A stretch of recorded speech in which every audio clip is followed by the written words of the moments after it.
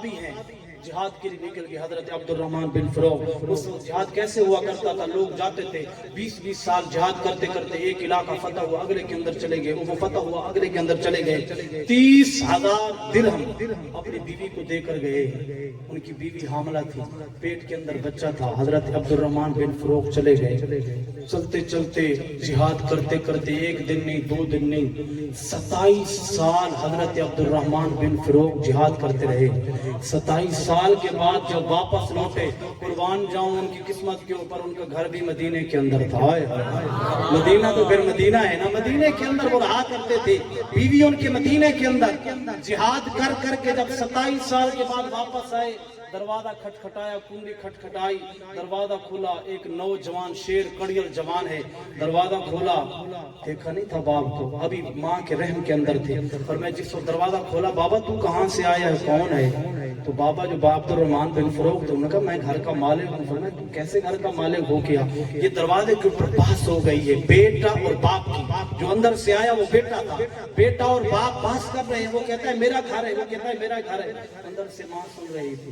ماں نے کہا حضرت ربیہ, بیٹے کا نام تھا ربیہ, بیٹا آپ واپس آ جائیں, آپ کا باپ آپ کے گھر کے اندر تشریف فرما ہو چکا ہے. ادھر سے عصر کی نماز کا وقت ہو رہا تھا. حضرت ربیہ رضی اللہ عنہ, ربیہ بن عبد الرحمن, انہوں نے وضو فرمایا, مسجد نبوی کے اندر چلے گئے. حضرت عبد الرحمن بن عوف گھر کے اندر آئے, بیوی نے پانی پیش کیا بن فروغ. جب پانی پیا تو فرمایا میرے 30,000 درہم تھے, وہ کہاں ہیں؟ بیوی نے کہا آپ جائیں مسجد نبوی کے اندر نماز ادا کریں, جب واپس آئیں گے تو اس وقت میں آپ کو حساب دوں کہ آپ کے 30,000 درہم کہاں ہیں, 30,000 دینار کہاں گئے ہیں. عبد الرحمن بن فروغ نے وضو کیا, مسجد نبوی کے اندر چلے گئے, نماز ادا کی. ایک نوجوان ہے کڑیل, منبر رسول کے اوپر بیٹھ گیا. قال قال رسول اللہ صلی اللہ علیہ وسلم, پڑھا رہا ہے, ایک حدیث پڑھتا ہے وہ ختم ہوتی, دوسری پڑھتا ہے وہ ختم ہوتی, تیسری پڑھتا ہے وہ ختم ہوتی. پر میں عصر کی نماز کا بعد وقت درس دیا جا رہا ہے. عبد الرحمن بن فروغ مسجد نبوی کے باہر بیٹھے ہیں, ساتھ بیٹھنے والا ایک حضور کا غلام تھا. کہتے ہیں یار پتہ ہے بڑی خوبصورت آواز آ رہی ہے, کون ہے اتنا فلسفہ کے ساتھ محمد مصطفیٰ کے دین کو بیان کر رہا ہے, پتہ ہے اس کو جانتا ہے یہ کون ہے؟ اس نے کہا پتہ نہیں ہے, ایک بھائی ہے جس کا نام عبد الرحمن بن فروغ ہے, 27 سال سے وہ گیا ہوا ہے جہاد کے اوپر, اس کا بیٹا ہے ربیع بن عبد الرحمن, وہ محمد مصطفیٰ کا منبر کے اوپر دین بیان کر رہا ہے. جب سنا تو کانپ گیا, خدا کی قسم مسجد نبوی کے اندر بے ہوش ہو گیا. لوگوں نے آ کر اٹھایا, جب ہوش کے اندر آیا کہتا ہے میرا بیٹا عبد الرحمن بن فروغ کا بیٹا.